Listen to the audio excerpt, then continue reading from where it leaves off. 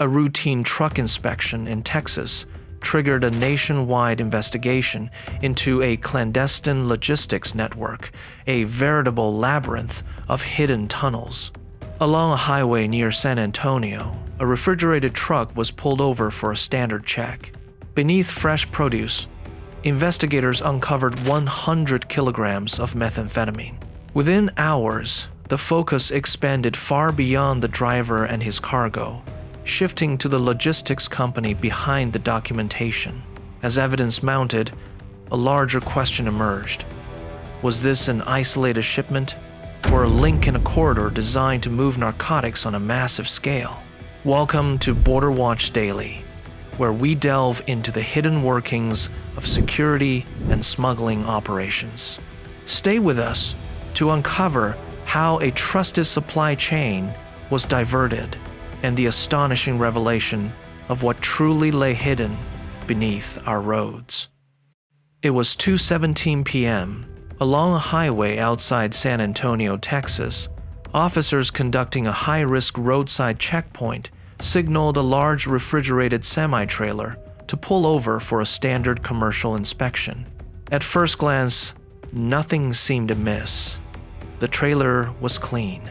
The refrigeration unit hummed steadily. The driver remained calm, presenting a valid commercial driver's license and a cargo manifest. The documents indicated 25 metric tons of fresh produce, tomatoes, and lettuce destined for a distribution center in the Midwest. The route was familiar. He had driven this road dozens of times. According to the paperwork, the cargo was perfect. The trailer's temperature was maintained at 1 degree Celsius, exactly as required. The truck belonged to Atlas National Logistics, a nationally recognized carrier ranked among the top 2% of logistics companies in the country, certified by the U.S. Department of Transportation. It held tens of thousands of contracts with major retailers across the United States. On paper, it was a name that typically cleared checkpoints with minimal friction, but the next step didn't rely on paperwork. Once the documents were verified, standard protocol called for a secondary inspection. A K-9 handler brought a detection dog along the trailer. Slow and methodical, the dog tracked the seams and welds that human eyes rarely question. Near the rear axle, the dog stopped. Then it sat down and refused to move.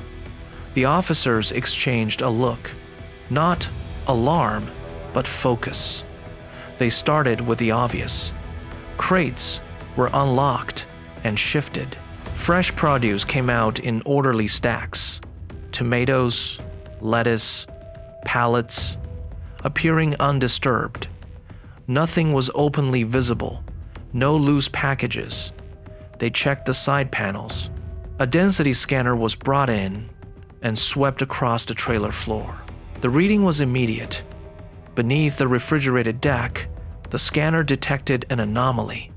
The floor measured several centimeters thicker than standard construction. Tools were brought out, bolts removed, metal panels pried open. Beneath the refrigerated floor, there was no insulation. Instead, there was a custom-built, hermetically sealed compartment, packed end to end with vacuum-sealed packages stacked with industrial precision. The contents were later confirmed to be 100 kilograms of methamphetamine. The estimated black market value would later exceed $8 million for this single truck. At that precise moment, the stop ceased to be routine, not only because of the quantity, but also the engineering. This was no hasty concealment job.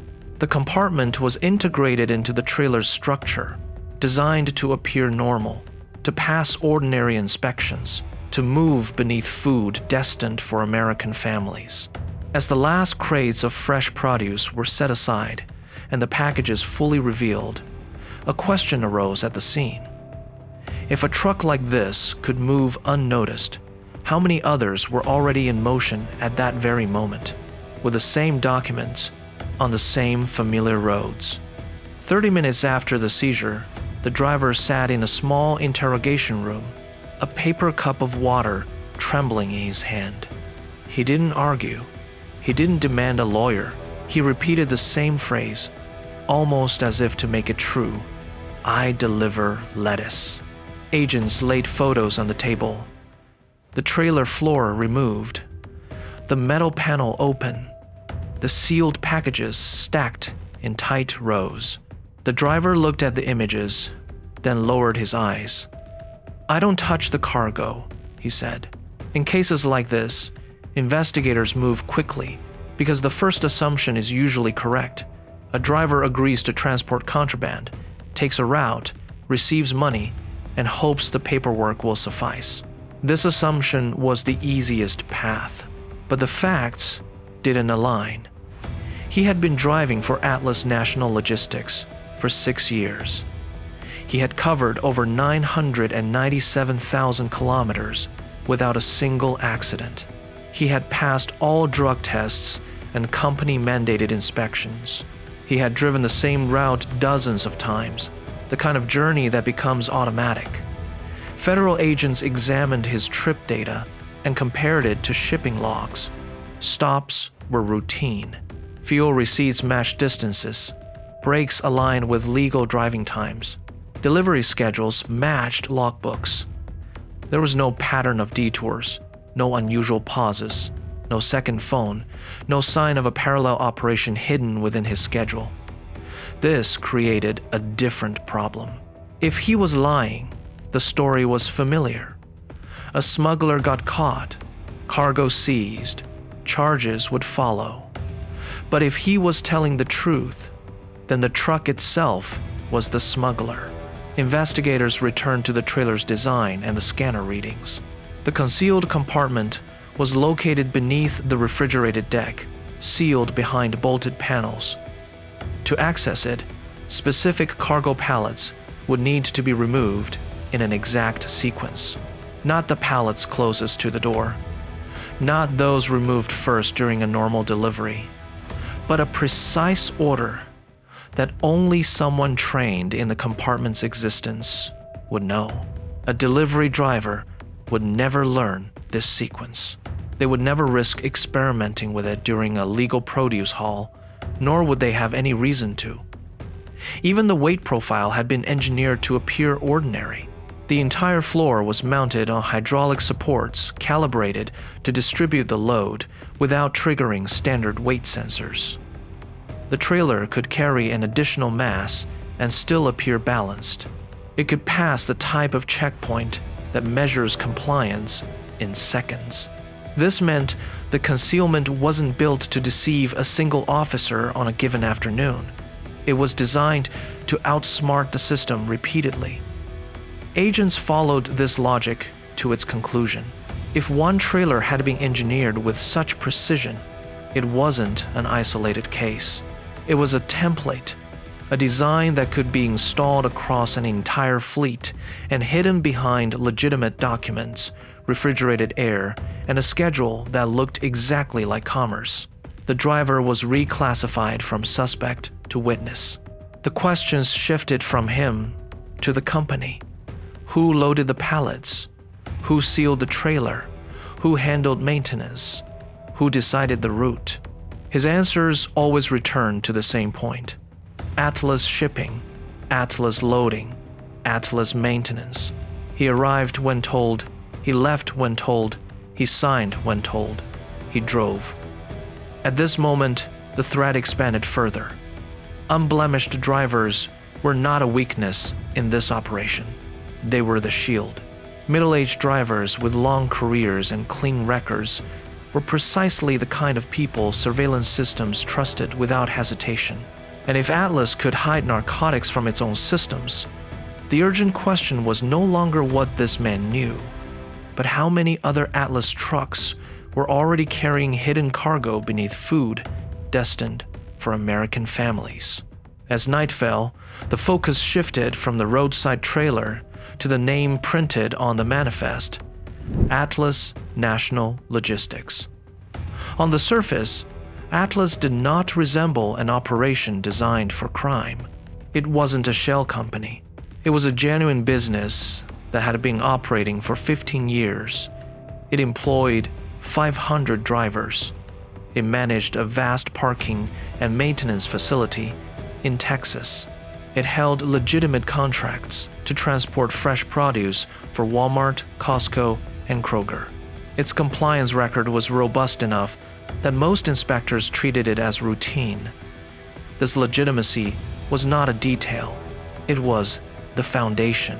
DEA intelligence units began mapping the company inside out. Logbooks, maintenance schedules, trailer serial numbers, insurance filings, vendor payments. The first question was stark. Had a cartel infiltrated the company? The answer was worse. Atlas hadn't been infiltrated, it was owned. Once that hypothesis changed, the rest of the structure emerged. Investigators learned the fleet was built in layers. Approximately 150 trucks were completely legitimate, running ordinary routes with ordinary cargo. They built the public image. They built the compliance score. They generated the invoices that made Atlas a pillar of the industry. The remaining 100 trucks were internally different. They were treated as priority units. Their schedules appeared normal on paper, but their trailers went through a separate maintenance path. These vehicles were sent to a cartel-owned garage for modification. Mechanics weren't installing random hiding spaces. They were installing custom-engineered systems. Hydraulic compartments beneath refrigerated floors, reinforced panels aligned with factory seams, fasteners chosen to mimic standard construction, weight distribution adjusted to avoid arousing suspicion. The result was a trailer that could carry narcotics while the driver delivered fresh produce like any other day. This was the business model. A legal company as a moving mask, a second fleet within the first, and a workforce of unblemished drivers acting as protective camouflage. Then, the highway seizure highlighted something larger than just the fleet. Digging deeper, analysts began to see signs of protection that didn't fit the old style of corruption. Over 20 high-ranking officials connected to traffic oversight, urban planning, and logistics regulation had intervened directly or indirectly to aid the company. There were no obvious written bribes, no envelopes of cash. It was more discreet. Phone calls, introductions, pressure applied in the right rooms, doors opening when they should have remained closed, complaints vanishing before reaching a regulator. This wasn't corruption in the old sense of the word. It was protection. This protection centered on a warehouse complex linked to Atlas's operations near Corpus Christi. From the outside, it was registered as a secondary cold storage site near the port, active for 7 years. Nothing appeared unusual about it in broad daylight. What mattered was underground. Investigators uncovered evidence of a reinforced subterranean corridor, a specially constructed tunnel extending over 422 meters, connecting the warehouse to an unregistered coastal access point. This was not a drainage system, nor stormwater infrastructure. It was large enough to move palletized cargo at an industrial speed. Analysts estimated that 30 to 40 metric tons of narcotics could transit through this corridor annually without ever appearing in public ports, and this reframed the San Antonio stop. The seizure wasn't the operation's core. It was the entryway. The tunnel was the engine room. The fleet was the distribution layer. Together, they formed a permanent smuggling gateway buried beneath American soil, protected by silence, paperwork, and time. By the time agents finished mapping the structure, one conclusion was inevitable. Dismantling a single truck would never stop the flow. As long as the tunnel fed the fleet would feed the cities. The plan therefore shifted from seizure to total shutdown. Over 400 federal agents were mobilized without public notice. Units from the FBI, DEA, and DHS discreetly positioned themselves in two critical locations, Corpus Christi and San Antonio, while additional teams moved along interstate corridors far beyond Texas. The tunnel fed the fleet fed the cities. At exactly 4 a.m., the signal was given. Across the United States, roads were still dark. Interstates wound through Texas, Arizona, Illinois, Georgia, New York, and 9 other states. Unmarked vehicles moved into position without sirens. Highway exits were sealed before most drivers were awake. Way stations, normally dormant until dawn, came alive with armed task forces. The first stop took less than 90 seconds. A westbound refrigerated truck thought it was facing a routine inspection. The driver stepped out, a still warm cup of coffee in his hand. By the time the truck came to a complete stop, he was handcuffed. Beneath crates of avocados, agents discovered 62 kilograms of methamphetamine, vacuum-sealed and numbered like inventory. Then the pattern repeated. Another cargo of produce. Another compartment beneath the refrigerated floor. Another stack of sealed packages placed with the same industrial precision. These weren't isolated stashes. They were standardized shipments. By 4:18 a.m., 27 trucks had been stopped. By 5 a.m., Federal Command confirmed simultaneous seizures across 12 states, but the highways were only half the battleground. In San Antonio, tactical teams forced entry into the glass-fronted corporate headquarters that had passed inspections for 15 consecutive years. Doors splintered open. Agents flooded the hallways. Servers were pulled from racks while still hot.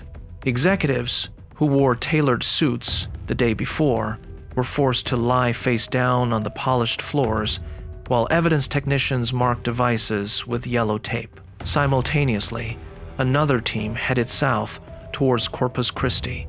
Headlights cut through the darkness surrounding a warehouse that was never meant to be discovered. When agents breached the reinforced concrete, they reached the tunnel, sealed too late. Inside were abandoned forklifts and half-packed pallets resting on platforms, as if work had been interrupted mid-motion. On a single platform, investigators counted 1,300 kilograms of narcotics stacked and ready for inland transport before sunrise. This wasn't chaos. Within the first 2 hours, agents had seized over 9,000 kilograms of drugs, frozen $112 million in accounts, and arrested more than 180 suspects. Cartel communication networks collapsed, phones went silent, and encrypted systems froze mid-transmission. By noon, the confirmed totals were staggering. 52,000 kilograms of methamphetamine, 7 million pills, with a black market value exceeding $2 billion. The operation had required 18 months of planning and 6 hours of execution. As the sun rose, trucks were lined up under federal guard. Logos were ripped off. Drivers stood on the roadside, some aware, many not, realizing that the company they trusted was connected to a criminal empire. This wasn't a mere raid. It was a complete shutdown. As the highways fell silent again, and the last truck was placed under federal supervision, the case didn't end. It transformed. Inside the San Antonio headquarters, technicians extracted hard drives one by one, marking each with evidence identification tape.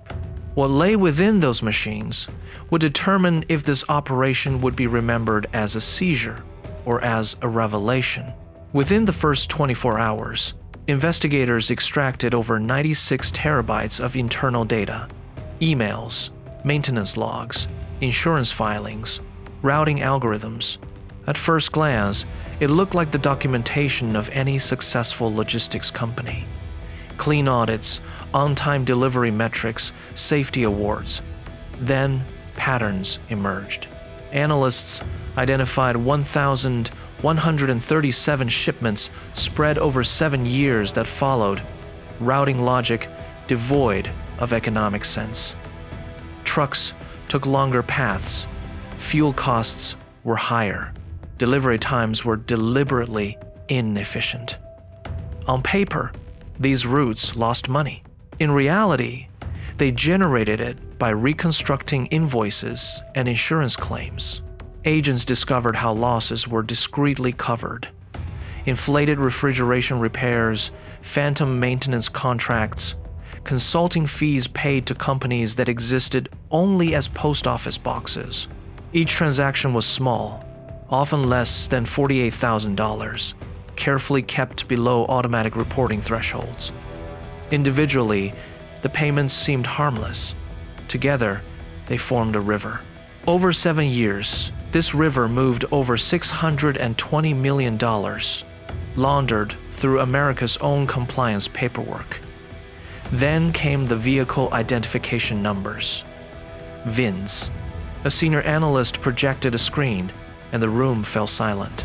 The same truck identification numbers appeared in 2 distinct federal databases.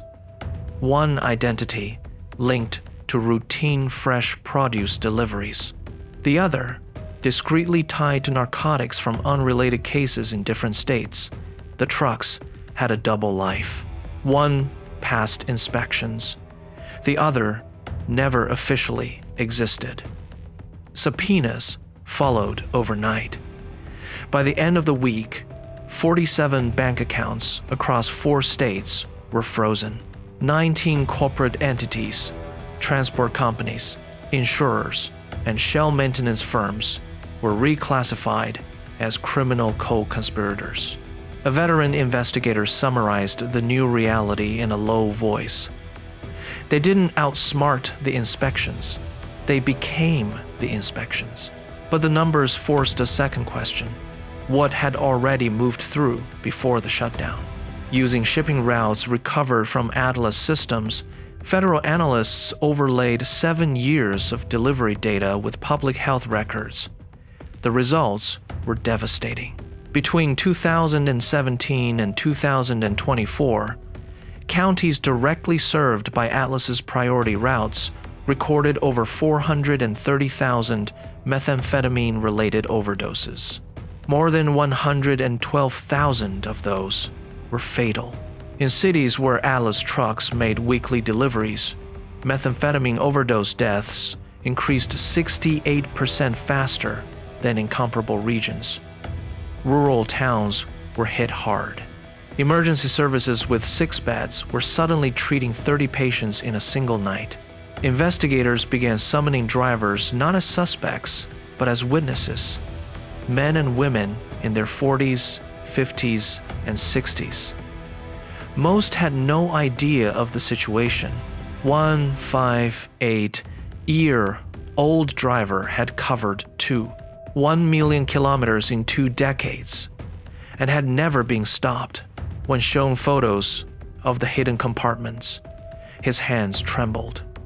"I was hauling food," he said softly. "I was feeding my family." Another driver recalled reporting an irregular weight distribution 5 years earlier. The complaint had been logged. Within 48 hours, it had vanished from the system. He had been reassigned without explanation. Investigators later confirmed that at least 11 internal safety warnings had been discreetly erased across multiple departments. None had reached regulators. None had triggered audits. Child protective agencies reported a 41% increase in child removals along the corridors served by Atlas. Foster care systems were strained. In one Midwestern county, almost 1 in 4 children entering social services had a parent with documented methamphetamine exposure, linked to delivery times matching Atlas shipments. Careful modeling suggests the Atlas-related structure may have contributed to over 190,000 premature deaths nationwide over 7 years. The morning after the shutdown didn't feel like a victory. It felt like an aftermath. Within 72 hours, intelligence units monitoring illicit markets reported that the street price of methamphetamine had surged by nearly 300% in several regions. In parts of the Midwest, a gram that once sold for $20 now exceeded $60. Analysts later confirmed that over 8,400 active distribution nodes abruptly ceased communication in a single day. In Washington, emergency hearings were convened behind closed doors.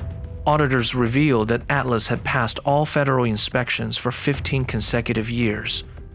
Not once had it been flagged for irregularities serious enough to trigger a comprehensive review. The paperwork was immaculate. Compliance scores were exemplary, too exemplary. The safeguards had been used as camouflage. Within days, Atlas National ceased to exist as a legal entity. Operating licenses were revoked. Assets were seized. Properties were fenced off. Over 500 drivers suddenly found themselves unemployed, many learning through the news that their livelihoods were linked to a criminal empire. Counseling services were established. Federal agents held meetings not to interrogate, but to explain. Along the former routes, communities experienced something rare. Emergency services reported a 22% decrease in methamphetamine-related admissions within 2 weeks. Law enforcement noted a temporary decline in drug-related burglaries and assaults. Shelters reported fewer overnight admissions. The change was fragile, but undeniable. Yet, analysts warned that the model was not unique. Atlas was merely the most sophisticated example discovered so far. The final toll remained stark. 52,000 kilograms of methamphetamine seized. 7 million pills removed from circulation. $112 million frozen. Over 180 arrests. But the deeper lesson was harder to forget. The operation didn't hide from the system. For years, it operated as the system itself.